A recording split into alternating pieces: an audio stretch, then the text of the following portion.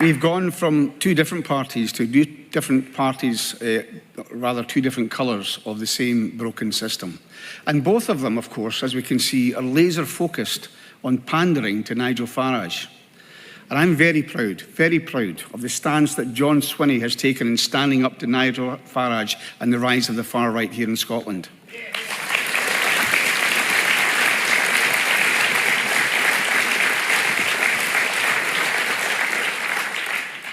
Farage is a man who is manipulating the failure of successive Westminster governments and his own political agenda to spread a vision of division, hate and regression. A man who wants to privatise the NHS, who wants to double down on Brexit and climate denial.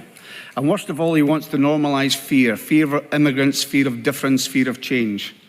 And actually, what's equally reprehensible is Keir Starmer talking about a land of strangers. Well, friends, let me say this loud and clear. This is not the future that Scotland wants. It's not the future that Scotland will accept. It's not the future that Christina McKelvey accepted back in 2007. We are a party that stands for hope, for progress, and for internationalism. We are a party that will always stand behind those that have most to fear from people like Nigel Farage. And we know it doesn't have to be like this. We know Scotland has a different choice because Scotland has the SNP. And we are not promising to just manage the decline under Westminster. We are promising to leave it behind. We're offering something better. And we will never, ever back down or apologise for believing that the people who live in Scotland, wherever they came from, are best placed to decide the future of Scotland.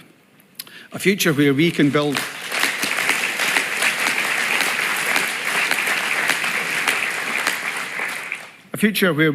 a fairer, more equal, prosperous Scotland. A country where workers are treated with dignity and paid fairly. And I hope that many delegates here today were here yesterday, which you heard Ros Foyer talk about the work of the Scottish Government since it came in 2007 on the side of workers. And also, can I just say a wee shout out for Kate Forbes and the work she's done for Alexander Dennis to save those jobs there.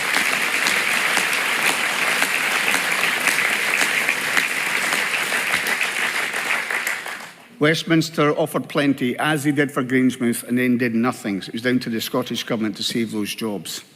So we want to have a land where communities have the power to shape their future, where public services are owned by the public and not profiteers, and our children grow up knowing their future is not limited by the decisions of a government that they didn't elect.